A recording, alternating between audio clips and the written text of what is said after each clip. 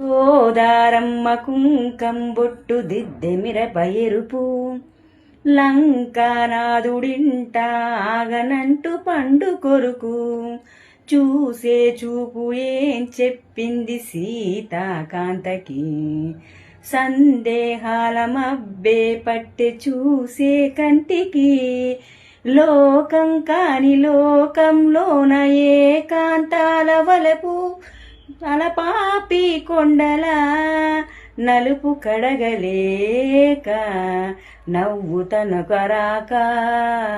ఉప్పొంగిలే గోదావరి ఊగిందిలే చేలోవరి గోదారిలో నీలాంబరి మా సీమకే చీలాంబరి వెదలు తీర్చు మా దేవేరి